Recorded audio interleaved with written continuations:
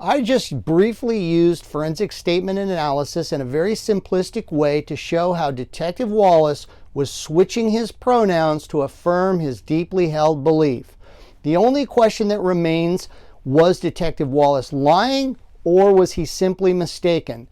Hello, Professor McDowell. I thought many of your questions that you asked Detective Wallace about New Testament reliability were spot on. As a retired police sergeant with over 30 years of law enforcement experience and the same training as Detective Wallace, I'd like to offer a different analysis. Let's take a quick listen to some of the things that you were asking him about. But we're going to kind of focus down on the claim that the Gospels are eyewitness testimony. Now, what I love about you is you don't approach this as an academic who's read books. You've been examining eyewitness testimony and presenting this kind of evidence before a trial. So you're kind of bottom up rather than top down looking at this approach in a sense. Now, before we get to your case that the Gospels contain eyewitness testimony, what kind of training did you get as a detective to be able to identify and analyze eyewitness testimony? That's a great question. Let's hear another one of those good questions. How do you determine, like, say, that document, for example, that you have? Somebody wrote this document at the time you started this, it had been decade or decades before. How do you root if it's reliable and if it's eyewitness testimony? What kind of things do you look for while you're signing that? And of course, everybody knows we're going to shift and go to the gospel soon, but I want to get in the mind of how you think as a detective looking at a document like that. Sean, this is a great question. How do you look at a document and determine if it's true? Schools, and one of those schools, I'm not sure if they still do this anymore, but I think by the time you're in an intermediate interviewing school, you're probably going to put your foot in forensic statement analysis. And I did. I went to a class, did the entire course, and then I fell in love with it. And now this is not a science, this is an art. So you only get good at it if you do it again and again and again and again. And you have to make a lot of mistakes, and you have to be willing to make a lot of mistakes. And I did. But then I became obsessed with it, and people were getting irritated that I was working with because I wanted to stop everything. Let's go interview this guy and have him write this out and do some forensic statement analysis. But it ended up being one of the major things that we did in all of our cold cases, because the DA I was working with, he loved the idea and he wanted to get good at it. And so his name is John Lewin, and he's pretty well known here in Los Angeles County. He's did the Robert Durst case most famously. And anyway, the point is he's always been a fan of this. And so we used it over and over and over again. Now, you're right about the idea of being a detective instead of an academic. Sean, your persistency did pay off, and Detective Wallace gave some preliminary information on analyzing actual documents for reliability. He mentioned forensic statement analysis. In describing forensic statement analysis, Detective Wallace said he fell in love with it. He became obsessed with it. It was one of the major things he did investigating cold cases, and he used it over and over again. After all of this commentary, Detective Wallace briefly forensically analyzes the ending of John's Gospel. Boy, do I have some additional input. If it's, for example, John's Gospel, let's say you don't know who wrote that Gospel, but at the end, he's saying that I'm the one who saw this. The guy, I'm the one who saw all this, and I'm trustworthy. Okay. Now let's just test it. By the way, I wouldn't on that basis go, oh, I guess I can trust John's Gospel. No, we're going to test John's Gospel the same way we test all the other Gospels. If he passes the test, then why would we toss it out? All right, Sean, let's do a detailed forensic analysis of the incredibly important claim of Jesus' resurrection at the end of John's Gospel. First, I'm going to start by fact-checking what Detective Wallace told you and what the author actually wrote. But at the end, he's saying that I'm the one who saw this. The guy, I'm the one who saw all this, and I'm trustworthy. Detective Wallace is referencing two verses from the end of John's Gospel, 19:35 and 21:25. But he changed the pronouns. The author never uses the pronoun I. The author uses the pronouns he and his. Why did Detective Wallace change the pronouns?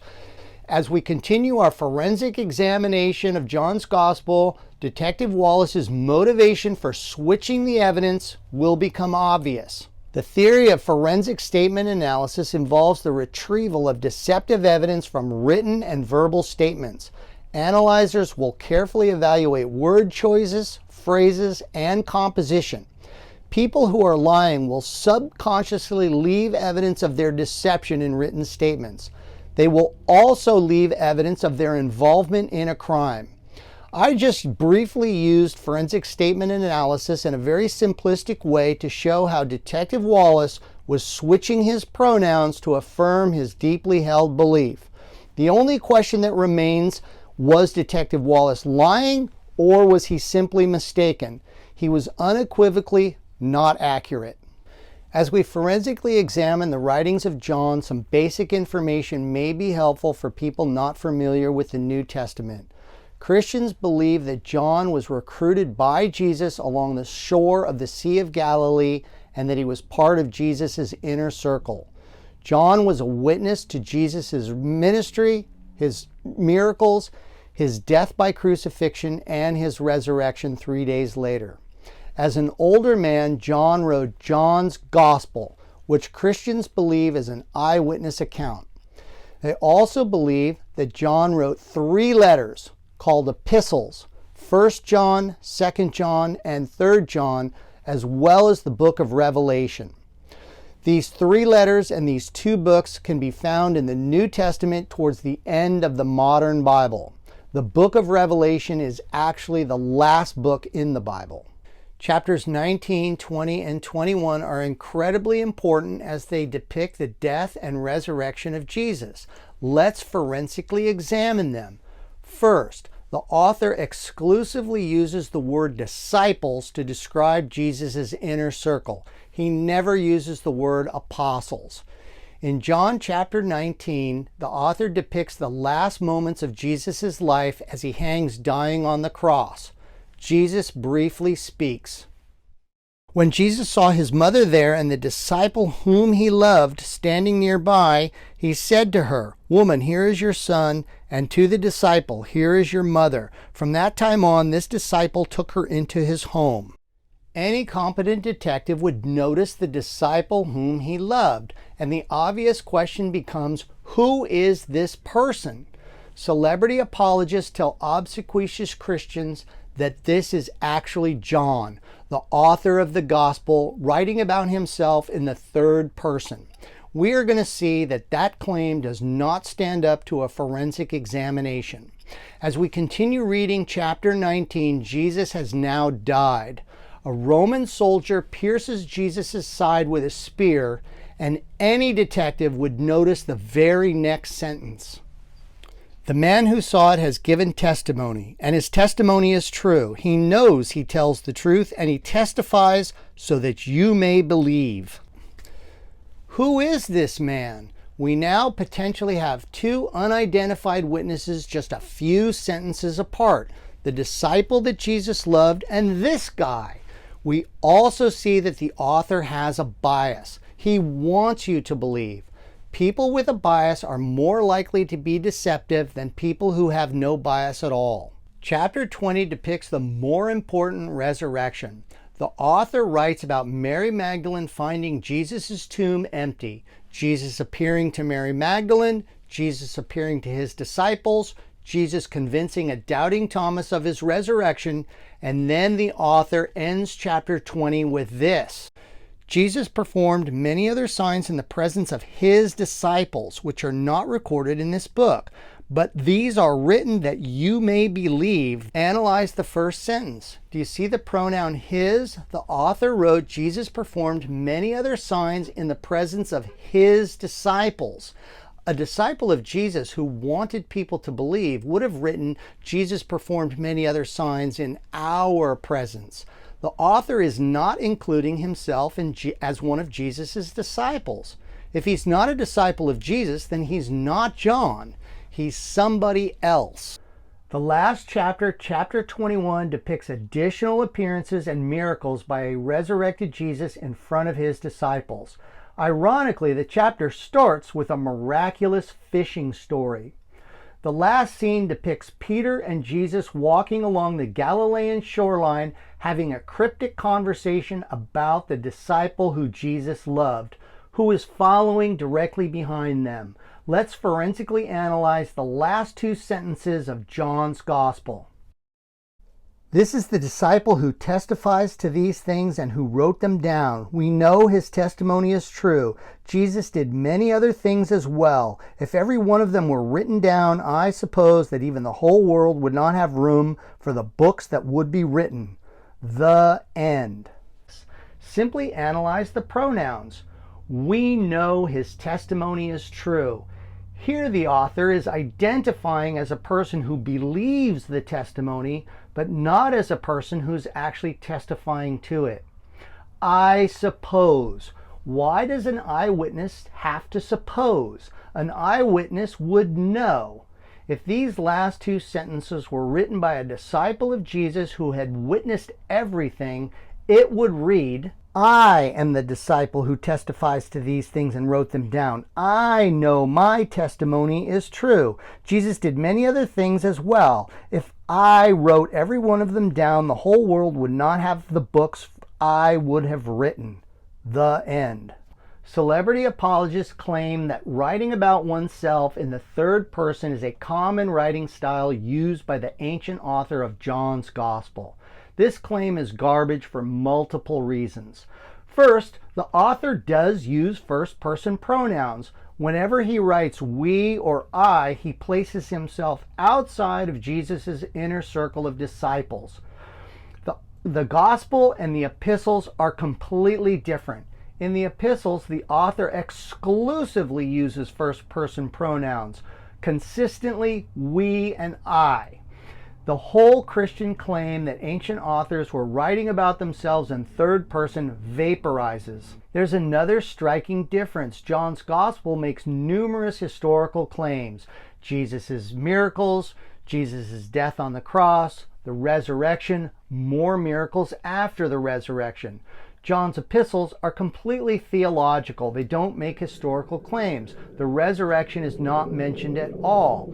The letters are these dark warnings and prophecies of evil lurking around every corner. There's another difference. In John's epistles, it's divine testimony that's considered to be important. The human testimony that's so prevalent in John's Gospel is deemed less important. We accept human testimony, but God's testimony is greater because it's the testimony of God. Reading the last 3 chapters of John's Gospel and all of John's epistles would take about an hour. See for yourself. They are completely different writing styles, allegedly written by the same author. Sean, there's a scene in the book of Acts where the high priest and the high priest's family notices that Peter and John are unschooled, ordinary men. If John is a first-century Galilean fisherman, it makes perfect sense that he would be illiterate. Certainly, over the decades of his ministry, John could have learned how to read and write, but this causes another micro-debate. Celebrity apologists constantly say that Jesus' inner circle had no money. They were persecuted, they were beaten, they were run out of town, and they were thrown in prison. This is not the lifestyle required to go from being illiterate to learning how to write Gospels. The writings of John's Gospel indicate the author was educated. He had first-century writing tools and resources to compose a 21-chapter Gospel. John's Gospel quotes the Hebrew Bible, demonstrating the author had sufficient prestige to gain access to these revered books. There is no evidence that the author was persecuted. The evidence indicates the author was a man of importance, a convert to Christianity, someone commissioned to write a convincing gospel of Jesus' divinity and resurrection. The early church's version of Thomas Jefferson. The author was not an eyewitness, and thus he needed to create shadowy characters with a variety of nicknames. In doing so, he made a hot mess of the pronouns and left a trail of evidence to his deception. John's Gospel is convoluted, making it insufficient evidence to start believing ancient stories about resurrections and miracles.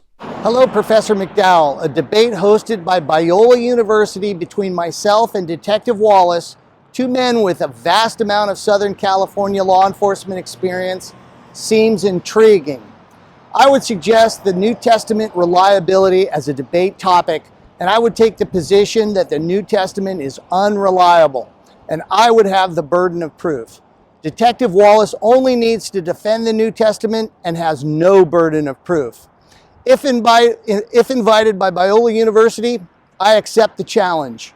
If you found this worthwhile, please subscribe to my channel. My next project will demonstrate the untrustworthiness of Luke's Gospel and the book of Acts. If you're a subscriber, you'll get notified when I upload the project.